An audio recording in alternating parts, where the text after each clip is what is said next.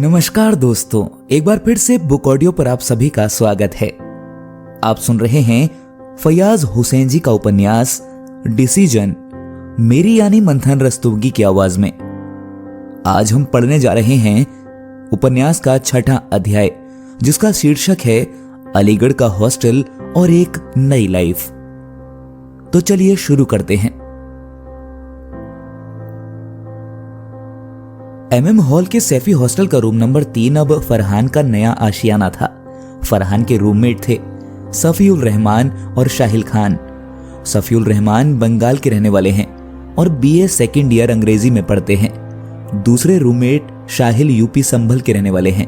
अब फरहान को इन अनजानों के साथ रहना था, फिर भी अलीगढ़ में कोई अनजान नहीं है, क्योंकि सभी अलीग ही तो हैं। शाहिल मुश्किल से 4 फुट लंबा है, काला रंग, नाटा कद, सर पर कम बाल और जब हंसता है तो काले चेहरे के बीच सफेद दांत निकल आते हैं, जैसे कोयले की कान में हीरे चमक उठे हों। फरहान के लिए खुशी की बात यह थी कि शाहिल फरहान का क्लासमेट था। शाहिल और फरहान के बीच दोस्ती अच्छी बन गई थी। हसन को साउथ हॉल मिला था, जानिब को एमएम हॉल के सैफी हॉस्टल का रूम नंबर 19। सुल्तान और नौशाद को एमएम हॉल में ही शिवली हॉस्टल मिले थे। शाहिल की कोई गर्लफ्रेंड नहीं थी और पिछली कुछ कोशिशों में वे नाकाम हुए थे। शाहिल को उम्मीद थी कि फरहान मदद कर सकता है, पढ़ने में भी और लड़की पटाने में भी, क्योंकि फरहान पढ़ने में भी अच्छा था और दिखने में भी।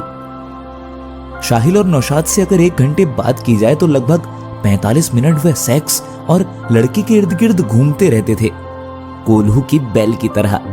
लगभग 1 महीना गुजर चुका था। फरहान को उस लड़की का नाम भी पता नहीं चल पाया था। फरहान की अब 3 पहचानें हो गईं।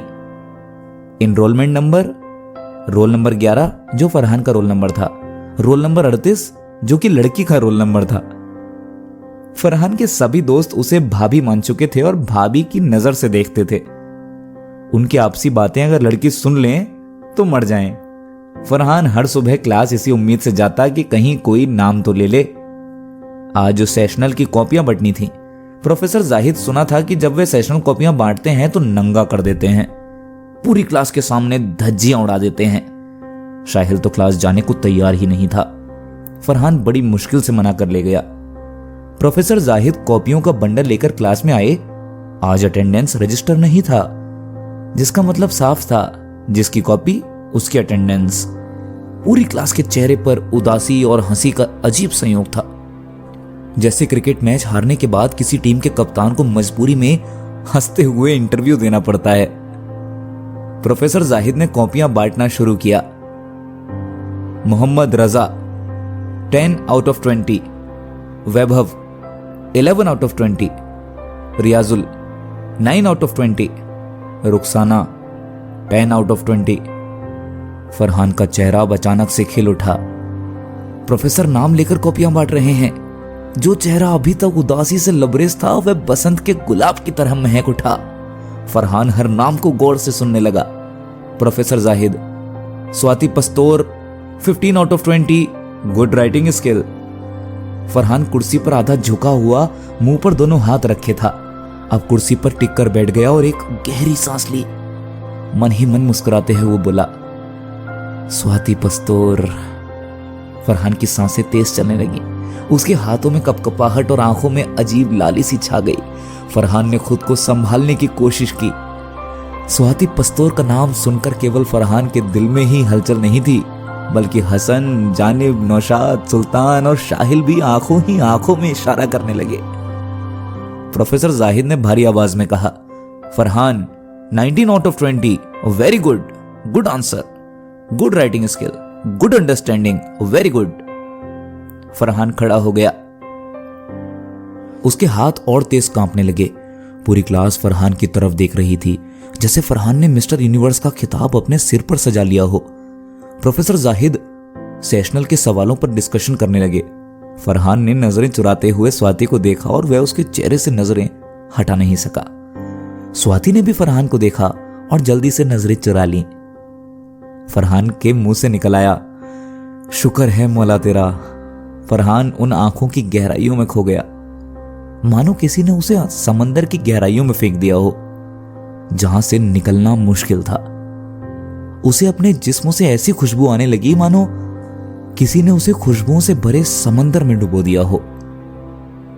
उसका मन इतना पाक साफ हो गया जैसे आबे जमजम से धुला हो। उसकी रूह का एहसास उसे पहली बार हुआ था। कितनी इबादतों का सिला था ये तो फरहान को भी मालूम नहीं था। बेल बजी और क्लास ऑफ। फरहान ने स्वाति को देखा। गजब तो तब हुआ जब स्वाति ने जाते हुए दोबारा पलटकर फरहान को देखा था। फरहान अपने मन ही मन बुदबुदाया, या अल्लाह, एक दिन में इतनी खुशियां ना दे। फरहान कुर्सी से उठा ही नहीं था कि हसन, जानिब, शाहिल, सुल्तान और नौशाद ने उसे घेर लिया। हसन, स्वाति पस्तौर, ये पस्तौर कौन होते हैं? सुल्तान, जो भी होते हैं, मुझे तो पार्टी चाहिए। फरहान, किस बात की पार्टी? सुल्तान, नाम पता चला है और 19 नंबर्स की बेटा क्लास में सबसे ज्यादा है। फरहान को अब समझ आया कि स्वाति का उसकी तरफ देखने का कारण 19 नंबर्स ने स्वाति को मजबूर किया मेरी तरफ देखने को। ये पढ़ाई भी क्या चीज है, मोहब्बत को आसान बनाती है और लोग कहते हैं प्यार, मोहब्बत, इश्क और पढ़ाई का कोई मेल नहीं है। सब गलत है। सच यही है कि मेरी पढ़ाई ने स्वाति को मेरे पास लाने में मदद की। Thanks books. जानिब, चलो हॉस्टल चलते हैं, डाइनिंग का टाइम निकल जाएगा। जनाब की मोहब्बत के चक्कर में भूखे मरेंगे क्या? हसन, ओके, शाम को फरहान के रूम पर मिलते हैं। लंच के बाद रूम नंबर 3 की लाइट ऑफ हो गई। अलीगढ़ में कोई काम हो या ना हो, लंच के बाद लाइट ऑफ होना लाजमी है। और सोना तो उतना ही जरूरी है जितना तंदुरुस्त रहने के लिए कसरत। अगर आप कभी यूनिवर्सिटी को शांत, पीसफुल, कूल देखना चाहते हैं और अगर आपका मकसद हॉस्टल में पढ़ने का है तो आप लंच के बाद असर की नमाज के टाइम को चुन सकते हैं, क्योंकि तब पूरी यूनिवर्सिटी सो रही होती है। फरहान को नींद आ रही थी। फरहान ने फेसबुक पर स्वाति पस्तौर टाइप किया। यहां तो लंबी फेहरिस्त थी स्वाति नाम की। फरहान एक एक कर फेसबुक प्रोफाइल चेक करने लगा। ये क्या, ये तो स्वाति है। फरहान बुदबुदाया, पर उसे यकीन नहीं हुआ। फरहान ने शाहिल की तरफ देखा। शाहिल खर्राटे लेकर सो रहा था। फरहान से रहा न गया। उसने शाहिल को जगाया। शाहिल भाई उठो, कुछ दिखाना है। शाहिल करवट लेकर लेट गया। प्लीज भाई देखो ना। शाहिल ने फिर ना सुनी। फरहान ने वही किया जो एक अच्छा दोस्त करता है। फरहान ने शाहिल को एक लात मारी और बोला, उठ साले, देख ना। शाहिल आंख मलते हुए बोला, क्या हुआ? देखना, ये स्वाति ही तो है। कौन स्वाति? अबे तेरी भाभी। दिखाओ। हाँ यार, माल है। शाहिल ने उठकर बैठते हुए कहा। फेसबुक पर ढूंढ लिया, शाबाश मेरे चीते। सो जाओ, फरहान ने अपने बेड पर लेटते हुए कहा। शाहिल फरहान के बेड पर आकर लेट गया। शाहिल, फ्रेंड रिक्वेस्ट भेज दी। फरहान, नहीं। शाहिल, क्यों? फरहान, भेज दूं क्या? शाहिल, मत भेज, मैं अपनी आईडी से भेजता हूं। फरहान, ओके भेजता हूं। शाहिल, जल्दी जल्दी जल्दी करो, पता नहीं किस धुन में गुनगुनाने लगा। फरहान, भेज दी। शाहिल, इन्ना लिल्लाहि व शाहिल, इन्ना लिल्लाहि व इन्ना। फरहान, चुप करो। शाहिल, 40वां कब दोगे? फरहान, तुम्हारी मौत पर। दरवाजा खटखटाते हुए जानिब ने कहा, मैं आए। Shahil, no and never. Janib, तुमने किससे पूछा छोटू? अंदर घुसते हुए फरहान ने लाइट्स ऑन करते हुए जानिब को बैठने के लिए कहा। जानिब, क्या चल रहा है अंधेरे में? तुम बचना शाहिल फरहान से, कहीं तुम्हें लेने के देने ना पड़ जाएं। शाहिल, क्यों? जानिब, कहीं मोहब्बत में तुम्हें स्वाति समझ बैठा तो सोचो क्या क्या होगा तुम्हारे साथ। शाहिल, जानिब मुझे नसीहत दे रहे हो या आप बीती बता रहे हो? कल ये तुम्हारे साथ ही सोया था। फरहान हंस पड़ा। तभी सुल्तान और नौशाद भी आ गए। नौशाद, फरहान ने तो आज बाजी मार ली 19 नंबर्स लाकर। फरहान, यार तुम लोगों के कितने नंबर्स आए हैं? नौशाद, तुमने हम लोगों के नंबर्स नहीं सुने? फरहान, मैं स्वाति का नाम सुनकर होश खो बैठा था। नौशाद, मेरे 14, जानिब 10, हसन 8, सुल्तान बीच में बोला 9। फरहान, और शाहिल? जानिब, वाह मोहब्बत के मारे मेरे मजनू, स्वाति का नाम सुनते ही तुम दोस्तों को भूल गए। सोचो अगर जनाब को स्वाति मिल गई तो हमारा क्या होगा। फरहान, ऐसा नहीं है। शाहिल, तुम्हारे कितने नंबर्स हैं? जानिब, इस कलुआ के 5 ही नंबर्स आए हैं। नौशाद, फरहान की मोहब्बत तो शुरू होने से पहले ही खत्म हो गई। शाहिल, लो इनकी ही कमी थी, ये भी आ गए। आओ बिहारी बाबू। हसन से सभी ने गले मिलते हुए पानी लाने के लिए बोतल थमा दी। अलीगढ़ के हॉस्टल में ज्यादातर बच्चे तो घंटों प्यासे ही बैठे रहते हैं, क्योंकि पानी लाने के लिए वाटर कूलर तक जाना पड़ता है, जो अलीगढ़ के मुश्किल कामों में से एक है। हसन ने बोतल ली और अपने हाथ में बोतल लेकर कुर्सी पर बैठते हुए कहा, अभी प्यास नहीं है। नौशाद, मेरी बात सुनो सभी, फरहान की मोहब्बत तो शुरू होने से पहले ही खत्म हो गई। हसन, वो कैसे? नौशाद, लड़की हिंदू है। फरहान, तो क्या हुआ? क्या हिंदू लड़की से प्यार नहीं किया जा सकता? नौशाद, बेटा लव जिहाद में सीधे जाओगे। जानिब और सुल्तान ने एक साथ हां कहते हुए सर हिलाया। फरहान, लव जिहाद से मैं नहीं डरने वाला। जानिब, किसी गैर मुस्लिम से मोहब्बत या निकाह जायज नहीं। फरहान, किसने कहा? जानिब, शरीयत में ऐसा ही कहा गया है।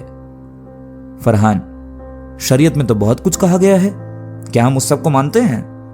मुझे लगता है कि हम सभी शरीयत के दिन में 100 टुकड़े करते होंगे, उठते बैठते खाते पीते सोते जागते। जानिब, लेकिन निकाह का मसला अलग है जनाब। फरहान, कुछ अलग नहीं है। शाहिल, यार उसको मुसलमान बना लेना, जिससे गुनाह भी नहीं होगा, उल्टा सवाब भी मिलेगा तुम्हें। फरहान, मेरा मानना है कि यह जरूर गुनाह है कि किसी का धर्म या मजहब बदलवाओ। हसन, भटके को सही रास्ता दिखाना गलत नहीं है, यही सही है। फरहान, कौन गलत है और कौन सही? हसन, इस्लाम आखिरी धर्म है और हमारे रसूल ने कहा है कि यही सही रास्ता है। फरहान, हसन तुम इस्लामिक बात कैसे कर सकते हो? हसन, क्यों भाई, क्यों नहीं कर सकता?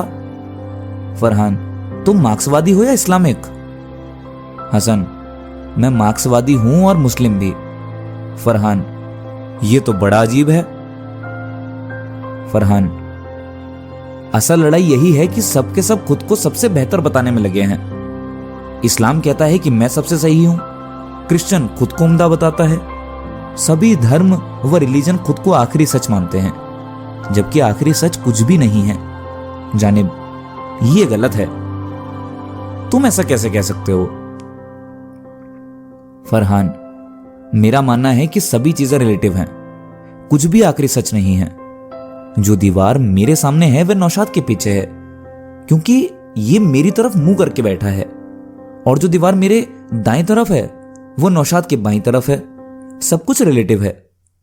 सुल्तान ने बीच में टोकते हुए कहा कि जब हमें किसी चीज का ज्यादा नॉलेज ना हो तो उस पर बात नहीं करनी चाहिए। मैं तो यही कहूंगा कि इस्लाम और रिलीजन पर बात ही मत करो। फरहान, सुल्तान बात सही है, मैं जितना यकीन अल्लाह पर रखता हूं, जितना कुरान को मानता हूं और जो भी शरीयत को फॉलो करता हूं उसे अपने लिए करता हूं। मैं खुद को किसी से बड़ा नहीं मानता, मैं सबको ह्यूमन बीइंग की नजर से देखता हूं। मेरे लिए सब बराबर हैं, हिंदू मुस्लिम सिख ईसाई। शाहिल, आपके मानने से क्या होता है? हकीकत तो यह है कि आज मुसलमान कितना पिछड़ा गरीब है। हसन, सही कहा शाहिल ने, मुसलमानों की वास्तविक स्थिति को देखना है तो सच्चर कमेटी की रिपोर्ट देखो, उसमें कहा गया है कि इस देश में मुसलमानों की स्थिति अनुसूचित जाति से भी बुरी है। जानिब और सुल्तान, अनुसूचित जाति मतलब? Hasan, schedule caste. फरहान, मुसलमान की सिचुएशन का जिम्मेदार कौन है? हसन, सरकारें और कौन? नौशाद और शाहिल ने भी हसन की हां में हां मिलाते हुए सर हिलाया। फरहान, केवल सरकारें। फरहान, केवल सरकारें? हसन, हां। फरहान, मैं नहीं मानता कि केवल सरकारें ही मुसलमानों की बुरी हालत और बदतर जिंदगी के लिए जिम्मेदार हैं। सभी गौर करना अपने आस पड़ोस के मुसलमानों पर। उनके घर में टीवी होगा, फ्रिज होगा, मोटरसाइकिल होगी और तो और रोज गोश्त बनाने के लिए पैसे होंगे, लेकिन जब भी बात बच्चों की पढ़ाई की आएगी तो उनके पास पैसे नहीं होंगे। क्या हमारी जिम्मेदारी नहीं है कि अगर हम रोज 200 रुपये कमाते हैं तो उसका 25% तो पढ़ाई में खर्च करें? अगर ऐसा होता तो देखते देखते तस्वीर बदल जाएगी। सच्चाई तो यह है कि बच्चों को पढ़ाने का जोखिम कौन उठाए?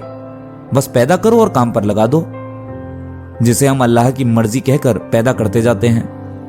वो कुछ और नहीं, केवल एक मजदूर पैदा करते हैं, और ऐसे ही हम सदियों से मजदूर पैदा करते आ रहे हैं। सुल्तान, मतलब बच्चे पैदा ना किए जाएं। फरहान, बिल्कुल, बच्चे पैदा करो, मजदूर पैदा ना करो। अगर आप एक बच्चे को पैदा करने की सोच रहे हैं तो पहले पूरी प्लानिंग होनी चाहिए, फैमिली प्लानिंग। अरे नहीं, ये क्या? फैमिली प्लानिंग सुनते ही मुसलमानों के कान खड़े हो जाते हैं, मानो जैसे उनके जीने का राइट छीन लिया हो। फैमिली प्लानिंग का नाम आते ही इस्लाम खतरे में आ जाता है। बड़े बड़े उलेमा, इस्लाम के मरकज, दानिशवार सरकारें गिराने की बात करने लगते हैं। अगर कोई सरकार फैमिली प्लानिंग की बात करे तो वह मुस्लिम विरोधी हो जाती है। मुझे आज तक ये बात समझ नहीं आई कि फैमिली प्लानिंग करने से इस्लाम कैसे खतरे में आता है, मुसलमान की पहचान कैसे मिटने लगती है। नौशाद, फरहान साहब, अगर इस मुल्क में रहना है तो अपनी तादाद बढ़ानी होगी, नहीं तो मार दिए जाओगे। फरहान, नौशाद भाई, इतिहास गवाह है कि जंग हौसले और ईमान से जीती जाती है, ना कि तादाद से। करबला में कितने लोग थे? इस्लाम को सारी दुनिया में फैलाने वाला एक ही था। आज हिंदुस्तान में पारसी कितने हैं? पर वे मजबूत हैं और बुरी हालत में नहीं, क्योंकि वे पढ़ते हैं, काम करते हैं। यहूदी भी मुट्ठी भर हैं, फिर भी वे पूरी दुनिया पर राज कर रहे हैं।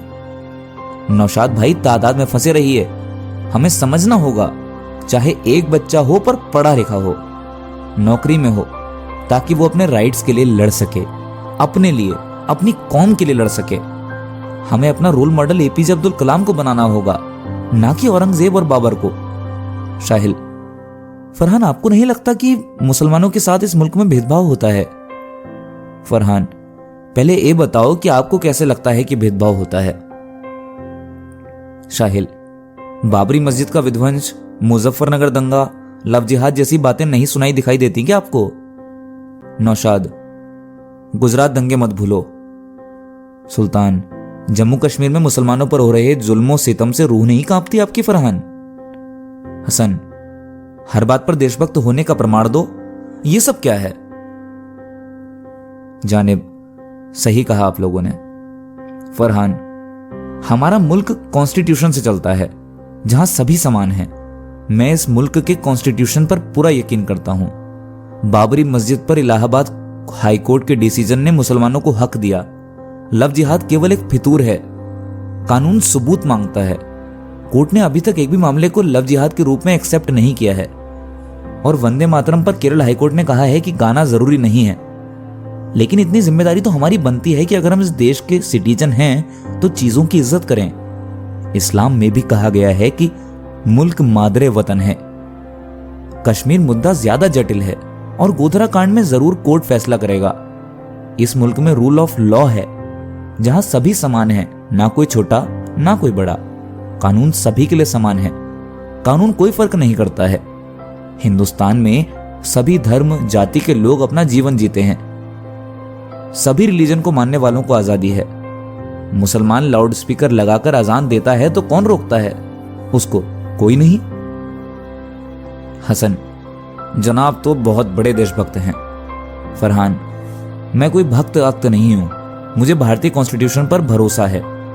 मैं सेकुलरिज्म पर यकीन रखता हूं। जितना मैं एक मुसलमान हूं उतना ही एक भारतीय भी हूं।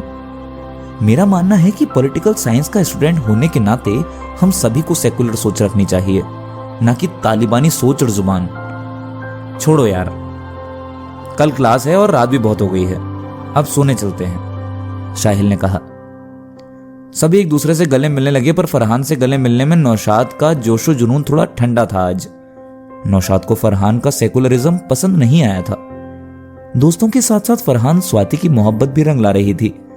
फरहान ने फ्रेंड रिक्वेस्ट भेजी थी और स्वाति ने उसे एक्सेप्ट नहीं किया था, पर स्वाति की आंखों में फरहान के लिए जगह साफ दिख रही थी।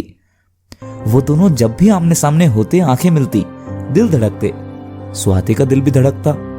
स्वाति के चेहरे की लाली उसके दिल की धड़कन को साफ बतलाती थी। शायद वे प्यार को छुपा रही थी, पर क्यों? फरहान जब भी स्वाति को देखता तब ही मन में कह उठता, कब तक छुपा के रखोगे रंगे जफा को, बादल वफा के आज छाए हैं हर तरफ। अभी तक आप सुन रहे थे फयाज हुसैन जी के उपन्यास डिसीजन का 6वां अध्याय, मेरी यानी मंथन रस्तोगी की आवाज में। आगे की कहानी जानने के लिए बुक ऑडियो पर बने रहिए।